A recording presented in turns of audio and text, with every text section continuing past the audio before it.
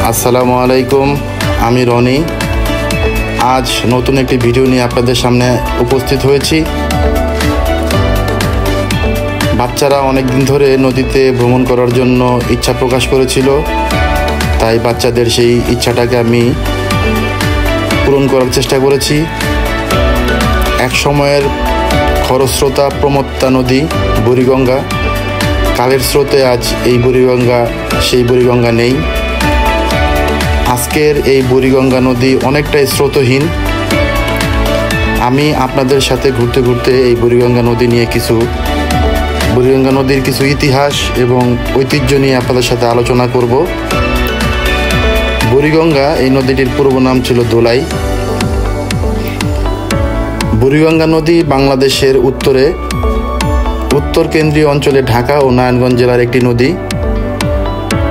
এই নদীটির দৈর্ঘ্য প্রায় 29 কিলোমিটার, গড় প্রস্থ 302 মিটার এবং নদীটির প্রকৃতি সর্পিলাকার, মানে সাপের ন্যায় আঁকাবাঁকা। বুড়িগঙ্গা বাংলাদেশের একটি ঐতিহাসিক নদী। এটি মূলত ব্রহ্মপুত্র ও শীতলক্ষ্যা নদীর স্রোতধারা একত্রিত হয়ে সৃষ্ট একটি নদীর জলধারা। একসময় গঙ্গা নদীর একটি ধারা ধলেশ্বরী নদী হয়ে বঙ্গোপসাগরে পতিত হতো, যা পরবর্তীতে বুড়িগঙ্গা নামে পরিচিত হয়।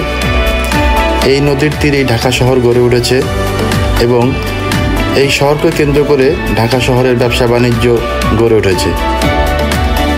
বুড়িগঙ্গা নদীর উৎপত্তি স্থল নিয়ে মতভেদ থাকলেও এটি মূলত ব্রহ্মপুত্র ও শীতলক্ষ্যা নদীর সঙ্গম স্থল থেকে প্রসারিত।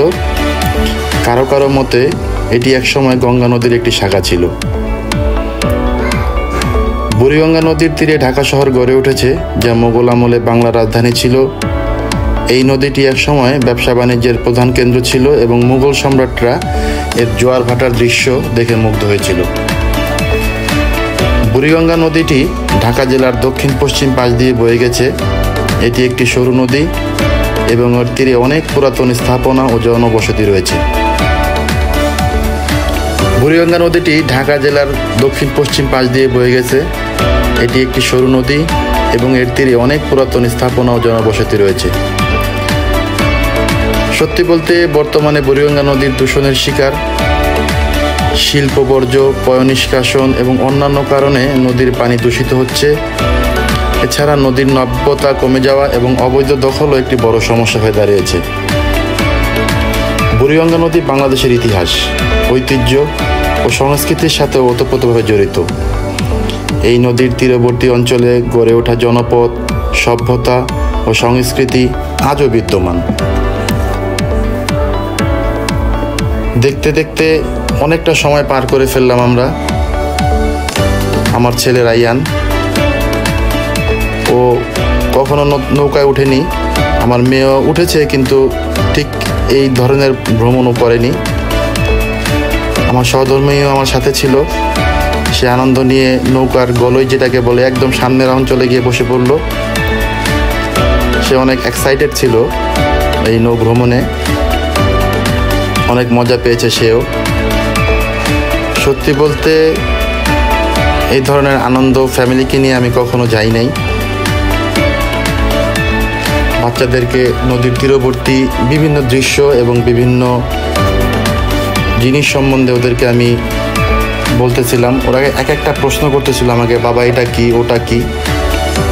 আমি ওদেরকে একটা একটা করে সব দেখিয়ে দিচ্ছিলাম এবং আমি যতটুকু জানি ঠিক ততটুকুই ওদেরকে বলার চেষ্টা করছিলাম। সন্ধ্যা প্রায় হয়ে গেছে, আমাদের ফিরতে হবে, ফেরার পালা। একসময় আমরা নৌকাটাকে ঘাটে ভেড়ালাম। আজকের মতো এখান থেকেই আপনাদের কাছে বিদায় নিচ্ছি। আবারও কোনো ব্লগ নিয়ে আপনাদের সামনে হাজির হব। আমার জন্য দোয়া করবেন, আমার সাথে থাকবেন এবং আমার চ্যানেলে যারা নতুন, অনুগ্রহ করে আমার চ্যানেলটাকে সাবস্ক্রাইব করে দিবেন। আসসালামু আলাইকুম ওয়া রাহমাতুল্লাহ।